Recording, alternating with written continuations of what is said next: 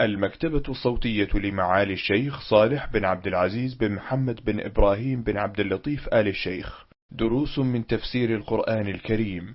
تفسير سورة الرحمن. الدرس الخامس. بسم الله الرحمن الرحيم. الحمد لله رب العالمين، وصلى الله وسلم على نبينا محمد وعلى آله وصحبه أجمعين. قال ابن كثير رحمه الله تعالى في قوله تعالى: متكئين على فرش بطائنها من استبرق وجنى الجنتين دان، فبأي آلاء ربكما تكذبان؟ فيهن قاصرات الطرف لم يطمثهن إنس قبلهم ولا جان، فبأي آلاء ربكما تكذبان؟ كأنهن الياقوت والمرجان، فبأي آلاء ربكما تكذبان؟ هل جزاء الإحسان إلا الإحسان؟ فبأي آلاء ربكما تكذبان؟ يقول تعالى متكئين يعني أهل الجنة، والمراد بالاتكاء ها هنا الارتجاع، ويقال الجلوس على صفة الترف على فرش بطائنها من استبرق، وهو ما غلظ من الديباج. قال عكرمة والضحاك وقتاده، وقال أبو عمران الجوني هو الديباج المزين بالذهب. قال عكرمة والضحاك وقتاده، وقال أبو عمران قاله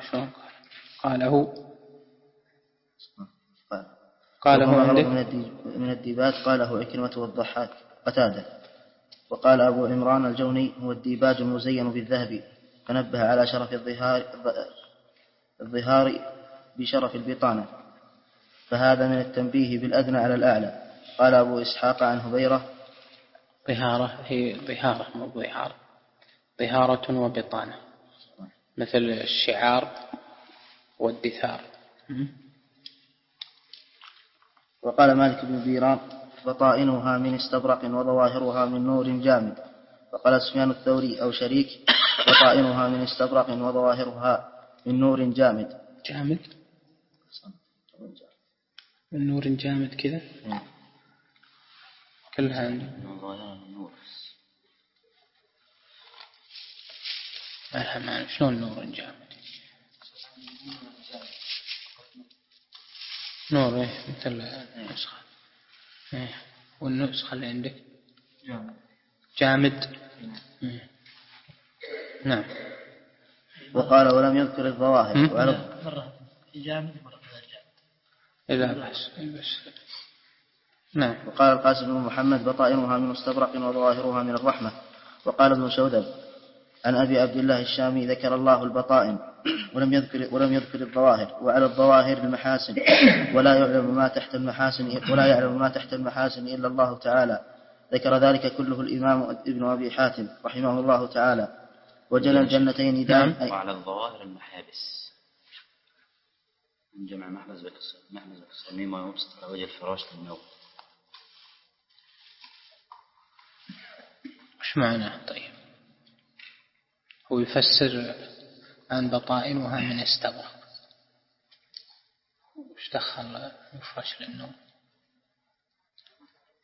نعم. وجنى الجنتين دان أي ثمرها قريب إليهم متى شاءوا تناولوا على أي صفة كانوا، كما قال تعالى: قطوفها دانية. وقال: ودانية عليهم ظلالها وذللت قطوفها تذليلا، أي لا تمتنع ممن تناولها بل تنحط إليه من أغصانها. فبأي آلاء ربكما تكذبان؟ ولما ذكر الفرش وعظمتها قال بعد ذلك: فيهن أي في الفرش قاصرات الطرف أي غضيضات عن غير أزواجهن، فلا يرين شيئا في الجنة أحسن من أزواجهن.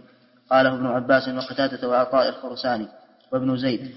وقد ورد أن الواحدة منهن تقول لبعلها: والله ما أرى في الجنة شيئا أحسن منك، ولا في الجنة شيئا أحب إلي منك. فالحمد لله الذي جعلك لي وجعلني لك. لم يطمثهن إنس قبلهم ولا جان، أي بل هن أبكار عرب أتراب لم يطأهن أحد غير قبل أزواجهن من الإنس والجن. وهذا أيضا من الأدلة على دخول مؤمن الجن الجنة. قال أرطاة بن المنذر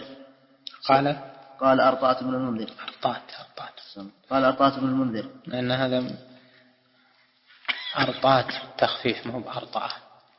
كلها العرب تسمي أرطات بالتخفيف، مثل الحجاج بن أرطات ليس أرطاة، الهمز ما لها. نعم. قال أرطاة بن المنذر: سئل ضمرة بن حبيب ضمرة بن حبيب هل يدخل الجنة؟ سئل ضمرة. نعم. هل يدخل الجنة؟ سئل ضمرة بن حبيب. نعم. هل يدخل الجن الجنة؟ قال نعم، وينكحون للجن جنيات وللإنس إنسيات، وذلك قوله لم يطمثهن إنس قبلهم ولا جان، فبأي آلاء ربكما تكذبان. ثم قال ينعتهن للخطاب. نعم.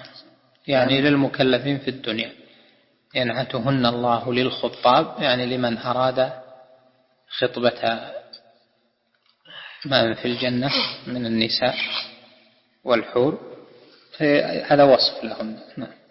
كأنهن الياقوت والمرجان. قال مجاهد والحسن وابن زيد وغيرهم في صفاء الياقوت وبياض المرجان، فجعلوا المرجان ها هنا اللؤلؤ.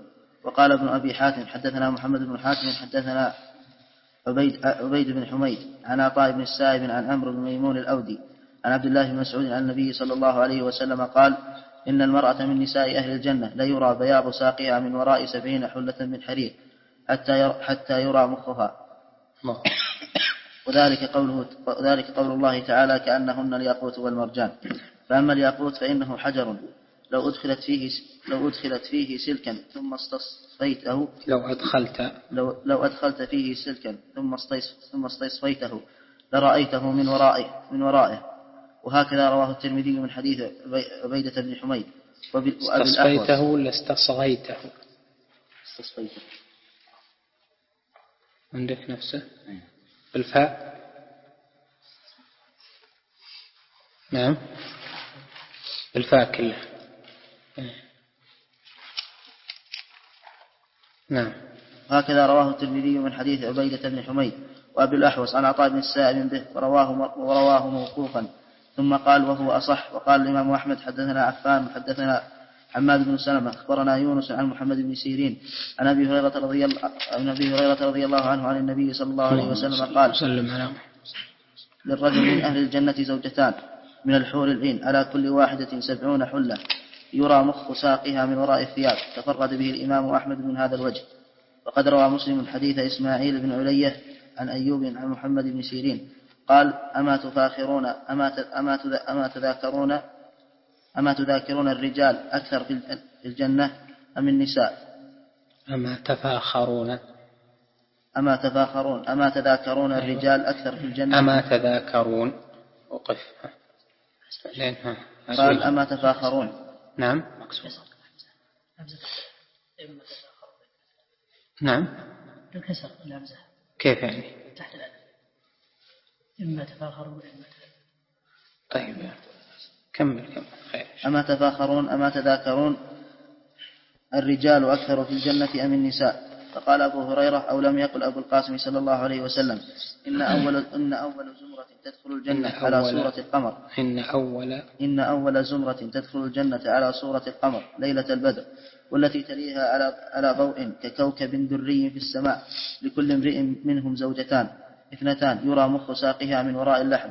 وما في الجنة أغرب. وهذا الحديث مخرج في الصحيحين من حديث همام بن منبه وأبي زرعة عن أبي هريرة رضي الله عنه. وقال الإمام أحمد حدثنا أبو النضر حدثنا محمد بن طلحة عن حميد عن أنس أن رسول الله صلى الله عليه وسلم قال لغدوة في سبيل الله أو روحة خير من الدنيا وما فيها، ولقاب قوسين أحدكم أو موضع قده يعني صوته من الجنة خير من الدنيا وما فيها. ولو اطلعت امرأة من نساء الجنة إلى الأرض لملأت ما بينهما ريحا ولطاب ما بينهما ولا تصفيها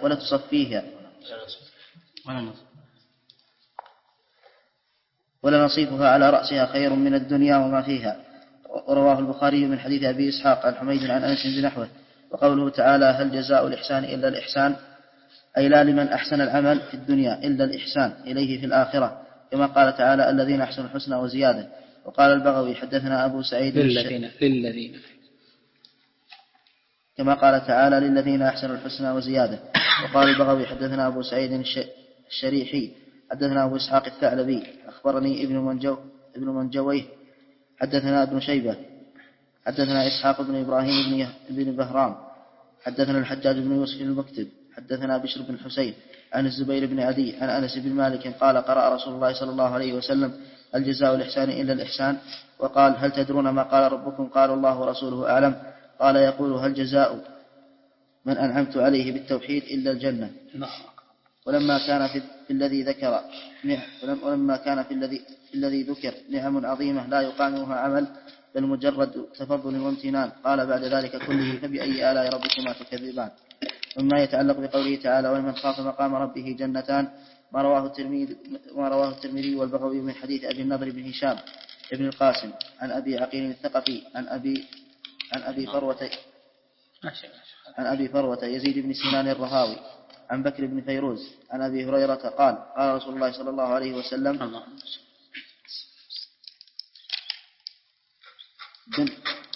أب خاف أدلج من خاف أدلج ومن أدلج بلغ المنزل ألا إن سلعة الله غالية ألا إن سلعة الله الجنة. ثم قال الترمذي حديث لا نعرفه إلا من حديث أبي النضر.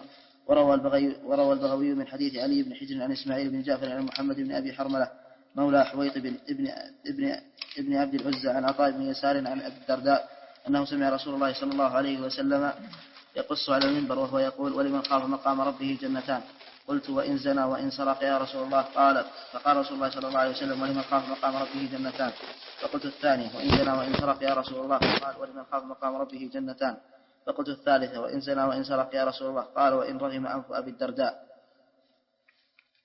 بسم الله الرحمن الرحيم. الحمد لله رب العالمين وصلى الله وسلم على نبينا محمد وعلى آله وصحبه ومن اهتدى بهداه إلى يوم الدين. أما بعد، فهذه الآيات تتمة لما سبق الكلام عليه من ثواب أهل الخوف من الله جل وعلا، حيث قال سبحانه ولمن خاف مقام ربه جنتان. ومن صفة هاتين الجنتين ومن صفة أهلهما قال جل وعلا متكئين على فرش بطائنها من استبرق وجنى الجنتين دان، يعني أن حالتهم من النعيم المقيم ومن الراحة ومن عدم التكلف أنهم في اتكاء على فرش هذا وصفها. والاتكاء أصله في اللغة الاعتماد على شيء، فيقال اتكأ على العصا، اتكأ على فراش، اتكأ على مخدة، اتكأ على كذا، فهي تأتي بالإضافة إلى شيء، يعني أنه ينسب الاتكاء أنه على شيء ما. وأما إذا أطلق الاتكاء قال اتكأ كان جالسا فاتكأ، كان متكئا فجلس، أو هنا متكئين على فرش والفراش يكون تحت، فهذا الاتكاء هل هو اتكاء مطلق أو على إحدى الجهتين؟ هذا ذكر لك ابن كثير إشارة رحمه الله لبيان هذا الخلاف، وهذا أصله مبحث لغوي، والصواب فيه أن الاتكاء يكون على إحدى الجهتين، يعني يتكئ على جنبه الأيسر أو يتكئ على جنبه الأيمن، يعني على جهته هذه أو على جهته هذه. ومن أهل العلم من أدخل صفة التربع في الاتكاء، وهذه ذكرها ابن كثير هنا بقوله ويقال الجلوس على صفة التربع، يعني يقال إن الاتكاء جلوس على صفة التربع. وهذا التمريض من ابن كثير بقوله ويقال في محله، لأن هذه الصفة ليست ظاهرة في كونها اتكاء إذا أطلق، وإنما قد يقال جلس معتمدا، يعني جلس أو قعد متكئا على أليتيه أو متكئا على جنبه أو متكئا على يده ونحو ذلك. فلما كان أصل الاتكاء الاعتماد أدخلوا صفة التربع فيه لأنه نوع اعتماد، لكن ليس معنى كون الاتكاء اعتمادا أن يكون كل ما فيه اعتماد يقال له اتكاء، ليس كذلك. ولهذا كلام ابن كثير هنا في محله، فلا يدخل على الصحيح صفة التربع في الاتكاء وإن قاله بعض أهل اللغة، إلا إذا قيد بشيء. أما إذا أطلق فإن مراد العرب الاتكاء على إحدى الجهتين. قال جل وعلا مبينا حالهم: متكئين على فرش بطائنها من استبرق. وفرش جمع فراش، وهو فعال بمعنى مفعول يعني مفروش، ونكر هنا فرش فلم يضفها وإنما قطعها عن الإضافة ولم يعرفها لفائدة في البلاغة، وهي إطلاق المعنى، لأن تنكير اللفظ يفيد إطلاق المعنى. في أصول الفقه من أوجه التعبير عن المطلق أن يكون نكرة في سياق الإثبات، تحرير رقبة، هذا مطلق، لأن تنكير اللفظ يفيد إطلاق المعنى في الإثبات. وأيضا التنكير يفيد، لما أفاد الإطلاق فإنه يفيد السعة في تصور عظمة هذا المطلق، لأنه كأنه قال لك أن تتصور أو تتوهم كل ما في هذه الفرش من الصفات التي وصف ظاهرها بقوله بطائنها، وصف باطنها بقوله بطائنها من استبرق. البطائن جمع بطانة، والعرب تقول فيما يلبس أو يجلس عليه له بطانة وظهارة، والبطانة ما بطن والظهارة ما ظهر، مثل الشعار والدثار، فالشعار ما بطن والدثار ما ظهر. قال من استبرق. استبرق كلمة عربية بالتعريب، إلا فأصلها فارسي، استبره، والعرب عربتها واستخدمتها في كلامها. فكلمة استبرق في أصلها ليست عربية. ما هو الاستبرق؟ الاستبرق حرير غليظ، حرير معه ديباج غليظ، ولهذا قال لك في تفسيرها هنا، قال في الاستبرق هو ما غلظ من الديباج، قاله عكرمة والضحاك وقتادة. لماذا؟ لأن هذا هكذا هو في اللغة الأصلية، يعني لغة أهل فارس. وهنا بحث مهم، هو ما بحثه الشافعي رحمه الله وابن جرير الطبري وجماعة من المتقدمين ومن المتأخرين، وهو أن القرآن أنزل بلسان عربي مبين. وهذا يعني أن كلمات هذا القرآن ليس فيها شيء غير اللسان العربي. فهل يقال أن ثم كلمة في القرآن أصلها ليس بعربي واستعملت على ذلك، أم يقال كل ما في القرآن هو عربي المنشأ، عربي الأصل، وعربي الاستعمال؟ والعلماء لهم في ذلك ثلاثة أقوال. منهم من يمنع مطلقا يعني يقول ليس في القرآن إلا الكلام العربي لفظا واشتقاقا واستعمالا. ومنهم من يقول يوجد في القرآن الكلمات غير العربية على ما هي في لغة أهلها. والقول الثالث وهو الصحيح المنصور عند أهل التحقيق أن العرب داخلوا الأمم وأخذوا من كلمات غيرهم لكنهم جعلوها على نسق لغتهم، فصارت من لغاتهم يعني من لغة العرب بالاستعمال وبالتعريب وأحيانا بالوزن والاشتقاق،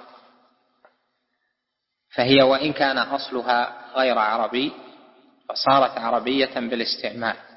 واللغة بل اللغات تتداخل، يدخل بعضها في بعض، ويستفيد بعض الأمم من بعض في اللغات، لأن الألفاظ موضوعة للمعاني، فيكون لفظ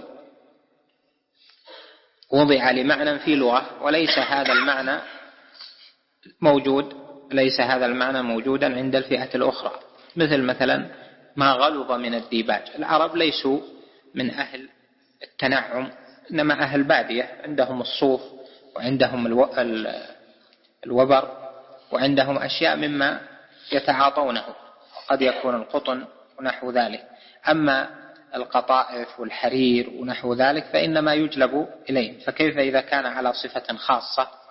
فالكلمات من حيث هي توجد في لغات الناس وتنقل بحسب ما هو موجود، ثم العرب يعربونها بمعنى يجعلونها على وفق أوزانهم أو على ما يصلح للاستعمال والإعراب في لغته، فتصير عربية لما عربوها واستعملوها، وإن كان أصلها ليس بعرب.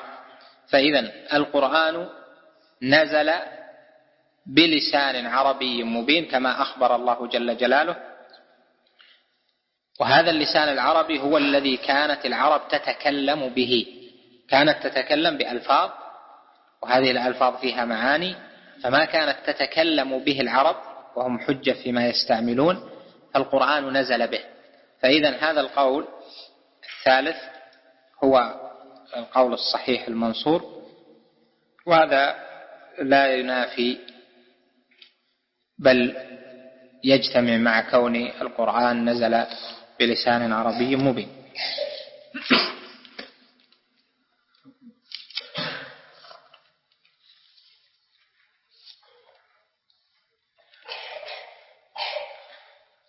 هنا قال جل وعلا بطائنها من استبرق.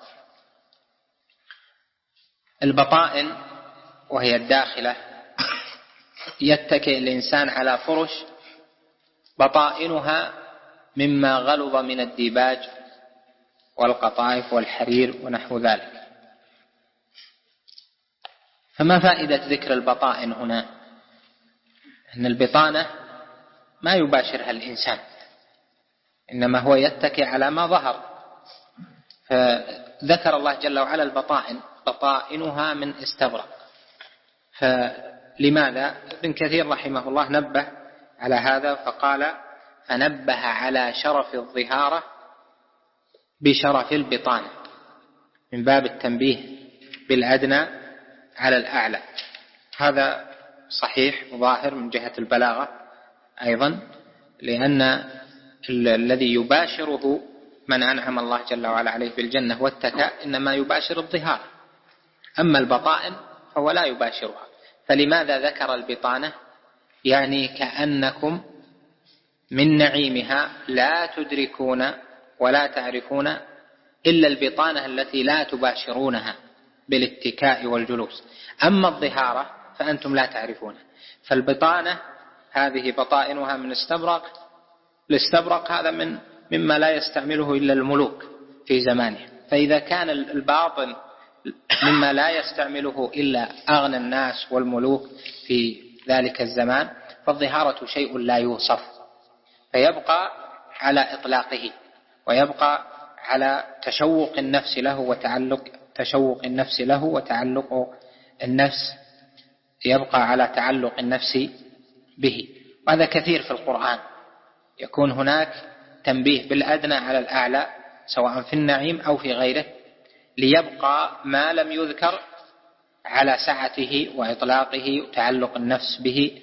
وهذا له صلة بالتأثيرات النفسية والتشويق والبلاغة.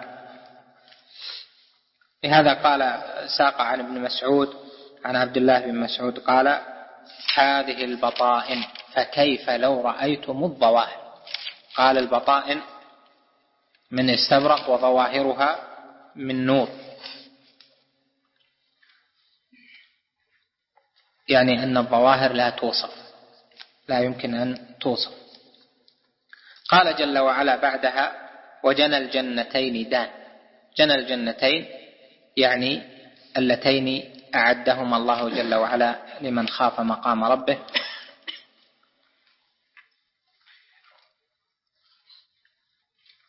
وقد يقال هناك مناسبة على قوله بطائنها، نذكرها لكم. هناك مناسبة ولطيفة، وهي أن الله جل وعلا أعد هاتين الجنتين لمن خاف مقام ربه. والخوف باطن لأنه من عمل القلب، فنبه بنعيم خاص، وهو أنهم يتكئون على فرش بطائنها من استبرق، مناسبة لعبادة الخوف الباطنة التي قامت بهم. وهذه العبادة لها صلة بالظاهر، لأن الخوف من الله جل وعلا يثمر الثمرات العظيمة في ظاهر حياة العبد في التزامه بالواجب وانتهائه عما حرم الله جل وعلا. لهذا جمع في الآية ما بين ذكر البطائن أولا لمناسبتها للخوف، وذكر الظاهر بقوله: وجنى الجنتين دان، لأن الخوف في قلوبهم، خوف الباطن، أثمر، فقال سبحانه: وجنى الجنتين دان. الجنى هو ما يجنى، يعني يجمع من الثمار أو غيرها. ودان من الدنو وهو القرب، حتى إن أحدهم، نسأل الله الكريم من فضله، لا يتكلف إذا اشتهى شيئا من الطير أو من الفاكهة أو من الثمر، لا يتكلف أن يتحرك، وإنما يدنو إليه سيأخذ ما يشتهي تناولا. قال جل وعلا: فبأي آلاء ربكما تكذبان. هذه الآية تكررت في السورة كما ذكرنا، ولكن ذكرها هنا في سياق نعيم الجنة فيه التنبيه على أمر عظيم، وهو أن كل هذا النعيم إذا حصل للعبد فهو من نعمة الله جل وعلا، فهو من آلائه ومن نعمه ومن فضله ومن إحسانه. وهذا يدل على أن ما فعله العبد في هذه الدنيا من التوحيد ومن الطاعات واتباع الرسول عليه الصلاة والسلام واستحق به الجنة إنما هو سبب، وليس من جهة المقابلة، يعني أن هذا بهذا، وإنما هو سبب من الأسباب وأجر له على عمله. فهو إذن نعمة، لأن عمله مهما بلغ فإنه لا يحصل عليه، يعني من جهة الجزاء والأجر المتعارف عليه عند الناس، لا يحصل على هذا الثواب العظيم. عمل 100 سنة، عمل 60 سنة، فهو يحصل على هذا النعيم الذي لا يوصف، وأعلاه لذة النظر إلى وجه الله جل وعلا أبد الآبدين بما لا ينقطع. فإذن ما ثم إلا أنه نعمة من نعم الله وفضل من فضله ومن آلائه جل وعلا. وهذا يدل على أن العبد المؤمن إذا علم أن الجنة التي وعد الله جل وعلا هذه صفتها وهذا شأنها، وأنها نعمة وليست وليس العبد يستحقها استحقاق مقابلة، فإنه سيبعثه ذلك على محبة خاصة وعلى تلذذ بالطاعة وعلى انكسار لله جل وعلا بما لا يكون مع غير هذا الاعتقاد. لهذا تنتبه إلى نعمة مسداة من الله جل وعلا عليه، ثم الثواب عليها نعمة. فالهداية أصل النعمة، إنزال القرآن نعمة مثل ما ذكر جل وعلا في أول السورة. أنواع الهداية نعمة، قبول العمل، قبول الصالحات، هذه نعمة وتفضل من الله جل وعلا. ثم الإثابة على ذلك نعمة من نعم الله جل وعلا. فأين يكون إذن العبد؟ لا مفر من الله إلا إليه، فأين تذهبون إن هو إلا ذكر للعالمين لمن شاء منكم أن يستقيم. وهذا يجعل العبد المؤمن الصالح لا يتكبر على ربه جل وعلا ولا على دينه ولا على سنة نبيه عليه الصلاة والسلام، لا يكون ذا عجب بعمله وهو أشد ما يصيب الخاصة. كذلك لا يحتقر الآخرين ممن لم يبلغوا عمله، لأن أصل العمل والقبول والثواب نعمة من نعم الله جل وعلا. فقد يبارك الله سبحانه وتعالى في عمل فلان القليل جدا، ولا يبارك في عمل فلان الكثير لأسباب، وهذا كله يجعل العبد يتواضع مع السعي الحثيث في طاعة الله جل وعلا. ومن ذلك المقامات العالية من العلم والتعليم والجهاد في سبيل الله تعالى، لا يكون ذلك إلا مع التواضع عند أهل اليقين وأهل العلم بالله جل وعلا وأسمائه وصفاته. قال سبحانه بعدها: فيهن قاصرات الطرف لم يطمثهن إنس قبلهم ولا جان. قاصرات الطرف وصف لنزاهتهن وحسن نظرهن بطرفهن، فهن مقصورات في النظر على أزواجهن. وقاصرات الطرف هؤلاء من نساء الجنة، يعني أنهن من الحور العين أو من نساء الجنة وليسوا من نساء الدنيا، لأن الله جل وعلا قال بعدها: لم يطمثهن إنس قبلهم ولا جان، لأنهن من نساء الجنة. وقوله لم يطمثهن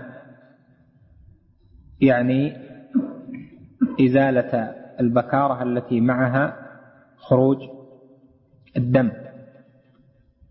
وهذه الآية استدل بها على دخول مؤمن الجنة مؤمن الجن الجنة، وهي ظاهرة في ذلك في قوله: لم يطمثهن إنس قبلهم ولا جان. فالإنس والجن مكلفون. في التفريق ما بين المكلفين، تفريق ما بين المكلفين في دخول الجنة، هؤلاء يدخلون وهؤلاء لا يدخلون، أو هؤلاء لذتهم كذا وهؤلاء لذتهم كذا، هذا التفريق في الأصل يحتاج إلى دليل على أن هؤلاء كذا وهؤلاء كذا.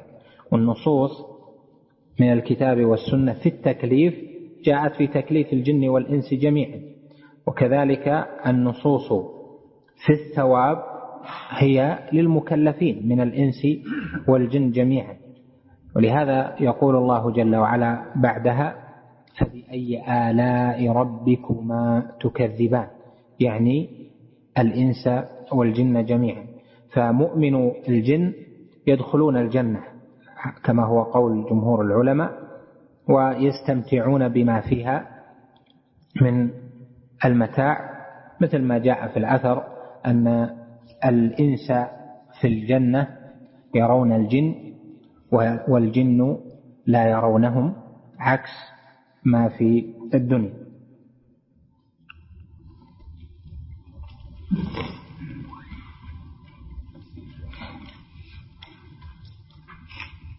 قال جل وعلا في وصف النساء كأنهن الياقوت والمرجان، وهذا لأجل تمام الحسن في وصفها بالجواهر الكريمة التي تستحسنها العرب لصفائها وندرة وجودها وحسن لونها إلى آخر ذلك.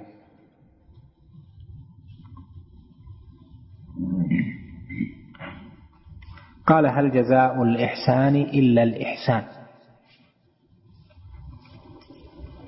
فبأي آلاء ربكما تكذبان؟ هل هنا مع إلا للحصر، يعني كأنه قال إنما جزاء الإحسان الإحسان، والله جل وعلا يثيب العبد من جنس عمله، يعني في القاعدة العامة والأصل العام، فمن عفا عنه، ومن أحسن إليه، ومن رحمه، وهكذا.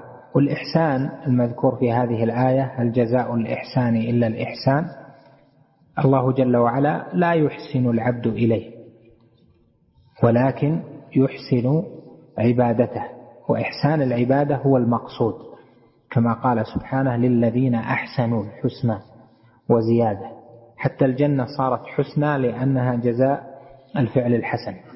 والإحسان تنوعت عبارات العلماء في ضبطه. الإحسان له مراتب، أدنى مراتب الإحسان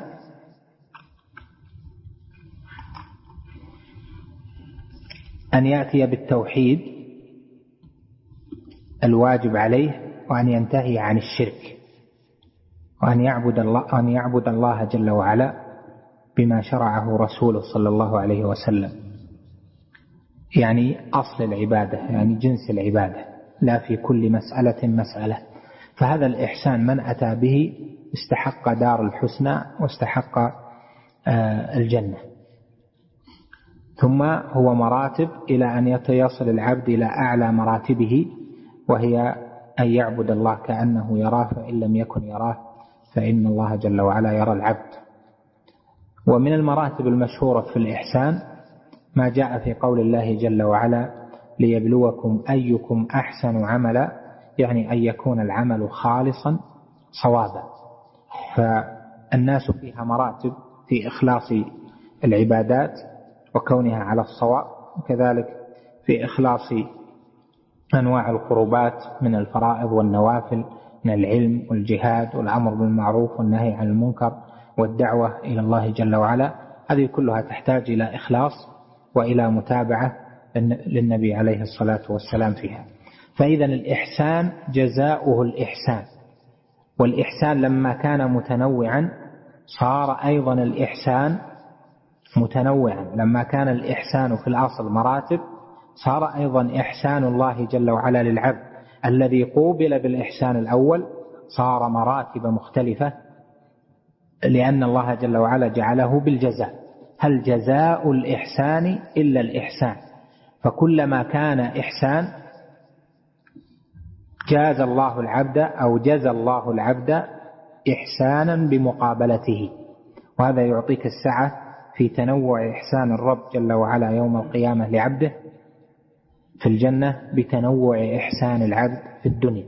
وهذا سبب اختلاف المراتب في الجنة، وأن الجنتين اللتين ذكرهما الله جل وعلا تختلف أيضا درجات أهلها والصفات إلى آخره في تحقق ما ذكر ربنا جل وعلا. ولا شك أنه من الواجب على كل أحد أن يسعى إلى إحسان العمل، لأن العبرة بصحة العمل وإن قل، وحسنه وإن قل، لا بكثرته، كما قال أبو الدرداء رضي الله عنه: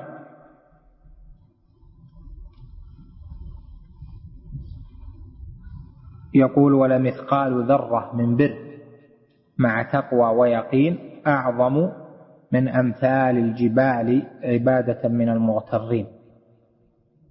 العبد المؤمن إذا كان عمله على الصواب والإخلاص وإن كان قليلا وإن كان مثقال ذرة، الله جل وعلا يباركه وينميه للعبد. وأما إذا كان كثيرا لكن يشوبه والعياذ بالله الرياء أو العجب أو التكبر أو تفضيل النفس على الغير ونحو ذلك، فهذا يؤتى العبد من هذه الجهة.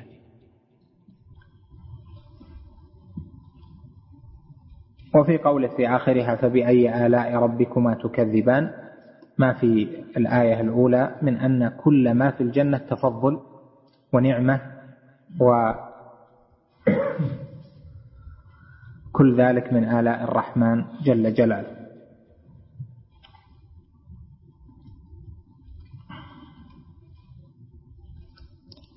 نعم.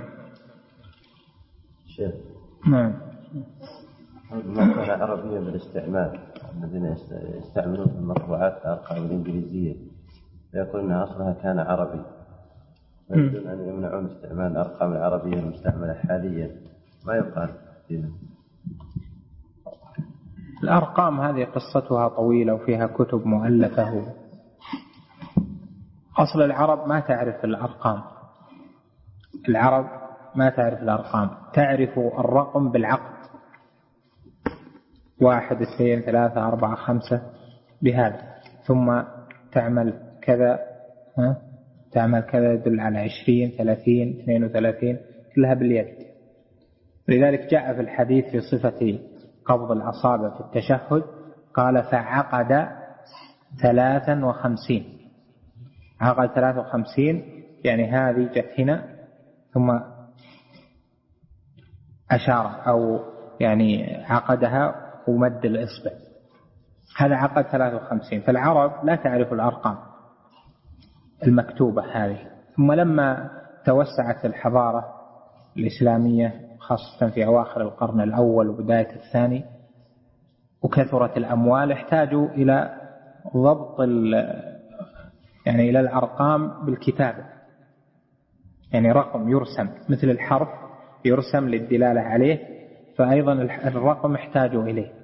فسألوا أهل الرياضيات عندهم في ذلك الزمان فذكروا لهم أن أهل الهند يستعملون أرقاما، فطلب منهم أنهم ينقلون أرقام أهل الهند، فكلف أكثر من شخص، فمنهم من نقلها على صورة الأرقام المستعملة الآن، الأرقام اللي الآن 1 2 على هالشكل اللي تعرفونه في الوقت عندنا يعني هنا، وهي أقرب من حيث الشكل إلى الأرقام الهندية.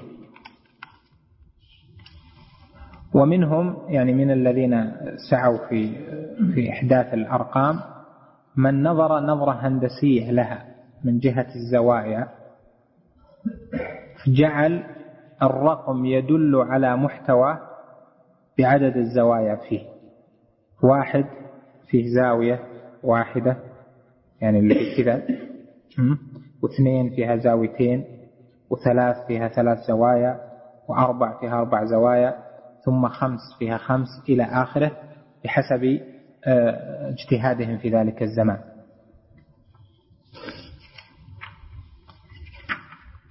لكنه ما شاع استعمال هذه الأحرف اللي تسمى الآن إنجليزية، الأرقام اللي تسمى الآن إنجليزية، ما شاع في ذلك الزمان إلا في أنحاء من الدولة الأندلسية، يعني انتقل إلى المغرب في الدولة الأندلسية. وأما الدولة المشرقية يعني دولة بني العباس ما شاعت فيها الأرقام، وإنما شاع فيها الأرقام المعروفة الهندية. تطاول الزمان ثم قيل طبعا الغرب وأوروبا ما كانت تعرف الأرقام لا هذه ولا هذه، يعني كان لهم أرقام أرقام يونانية مختلفة في رسمها، ممكن تشوفونها أحيانا في بعض الساعات ولا شيء، أرقام مختلفة يعني شكل الرقم مختلف. أخذوا الأرقام العربية في الأندلس هذه اللي هي اللي تسمونها الآن إنجليزية، أخذوها إلى أوروبا وصارت إنجليزية. فهي مأخوذة أصلا من الترجمة، من ترجمة رياضية للأرقام الهندية. هذه لها قصة طويلة. المقصود الآن إذا نظرنا للأصل فهي كلها عربية، وإذا نظرت للاستعمال صار العربي عندنا هو الأرقام المعروفة عندنا، فلذلك يقال لا تستعمل غيرها العربي نظرا إلى الحالة الموجودة، إلى ما تعارفه الناس، لأن ما كل واحد تقدر تشرح له تقول والله هو يفهم أن هذه أصلها عربي ولا أصلها يعني هندي وحطوها بالشكل هذا، قد ما يفهمون هذا الشيء. فلذلك يكون استعمالها له صفة المشابهة أو استعمال لغتها، مع أن هنا عندي أن الأمر واسع، سواء استخدم هذه أو استخدم هذه الأمر واسع. وهو موجود الآن في بلاد المغرب استعمال الأرقام اللي تسمى أرقام إنجليزية، موجود من قديم إلى الآن، يستعملونها حتى في كتابات. لكن الواحد يدرج على ما لا ينكر، والأرقام هي للدلالة فيها كفاية. نعم.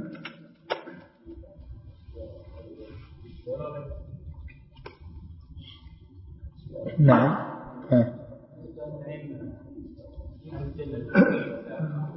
نعم. ايه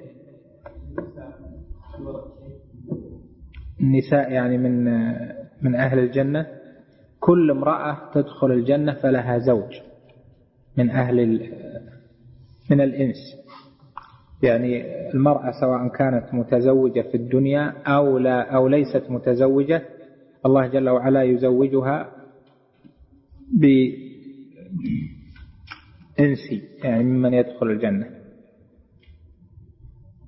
هذا قاله بعض أهل العلم على الحديث اللي سمعتم اللي في الصحيحين: لكل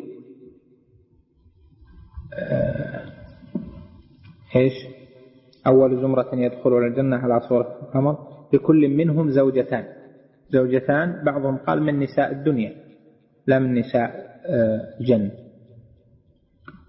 بالمناسبة الحديث اللي سمعتوه اللي هو أول زمرة يدخلون الجنة على صورة القمر، تنتبه لهذا اللفظ على صورة القمر، يعني على صفة القمر، لأن الصورة في اللغة هي الصفة.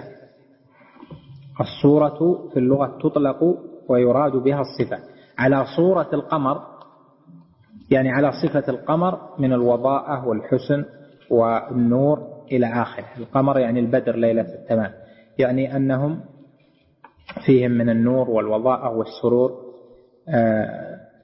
ما يشع ويبهر.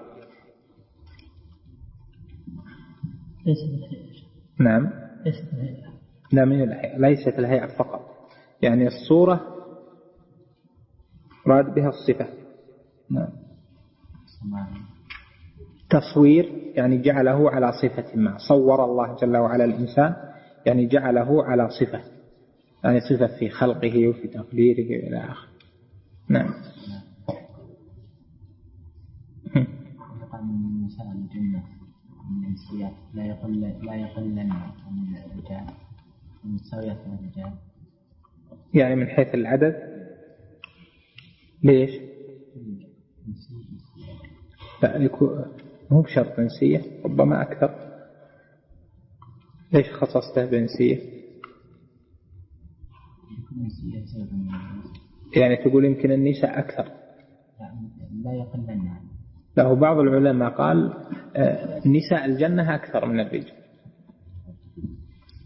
وهذا لا يخالف أن أكثر أهل النار النساء. فقوله أكثر أهل النار النساء يعني أن النساء فيها أكثر من الرجال. لكن هل يفهم من ذلك أن الجنة الرجال فيها أكثر؟ ما يفهم من ذلك. على كل حال هذه مسكوت عنها، يعني ما فيه دليل نصير إليه حجة. من عمل صالحا فلنفسه. نعم.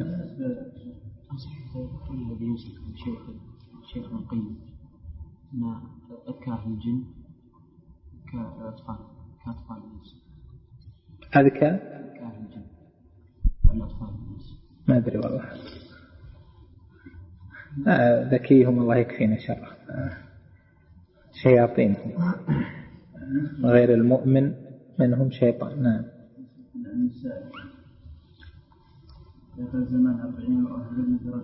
هذا بعد ما يستحر القتل والملحمة يقل الرجال جدا حتى يكون ل40 امرأة قيم الواحد. اللي بعده بخاري. لو تقرب يا عبد الله عشان اقرب عشان الصوت يقولوا